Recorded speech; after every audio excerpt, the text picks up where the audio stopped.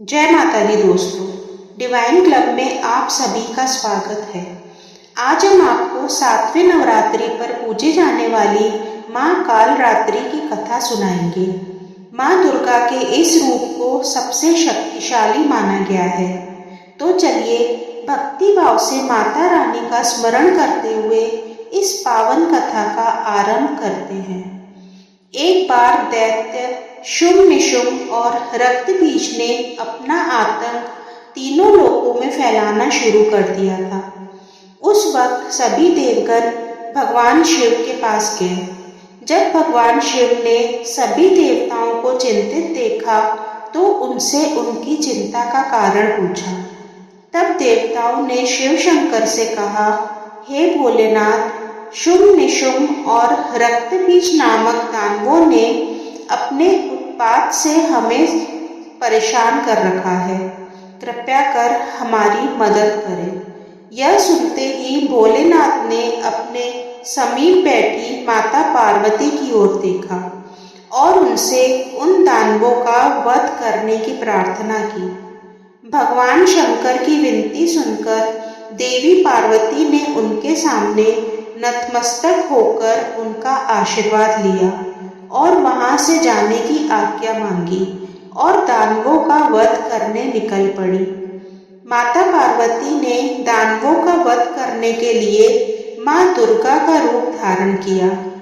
इस रूप में वह सिंह पर सवारी करती हुई अति मनमोहक और शक्तिशाली प्रतीत हो रही थी। माता को देख सभी राक्षस अचंभित हो गए।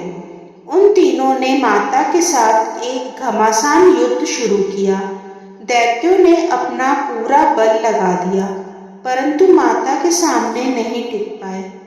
आदिशक्ति ने शुंभ और निशुंभ का वध कर दिया। इसके पश्चात माँ ने रक्तबीज के साथ युद्ध करना शुरू किया। रक्तबीज कोई मामूली दानव नहीं था। उसने कठोर तपस्या कर ब्रह्मा जी से अमर होने का वरदान हासिल किया था।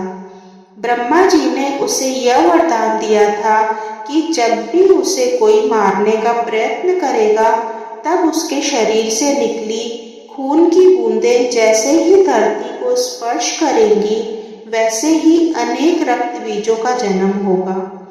इसी वरदान के अनुसार जैसे ही माता ने उस पर प्रहार किया, उसकी खून की बूंदें धरती पर गिरी और असंख्य रक्तबीज प्रकट हो गए। उसी क्षण माता ने कालरात्रि का रूप धारण किया।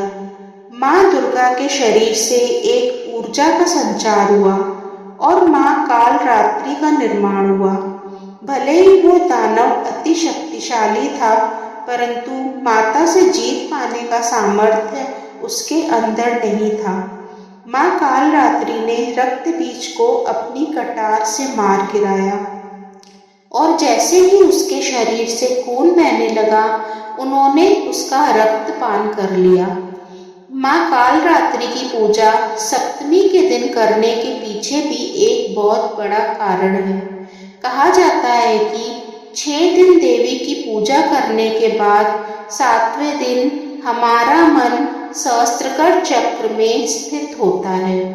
इस चक्र में हमारा मन सबसे साफ और शुद्ध स्थिति में होता है। इस वक्त कालरात्रि की पूजा करने से हमें ब्रह्मांड की सभी सिद्धियों की प्राप्ति होती है और सारी असुरी शक्तियाँ हमसे दूर भाग जाती हैं। तो दोस्तों, यह थी माँ कालरात्रि की पावन कथा। यदि आपको ये वीडियो पसंद आया है तो इसे लाइक करें, अपने दोस्तों और परिवार के साथ शेयर करें और चैनल को सब्सक्राइब करना बिल्कुल न भूलें। माता रानी की कृपा आप सभी पर बनी रहे। जय माता दी।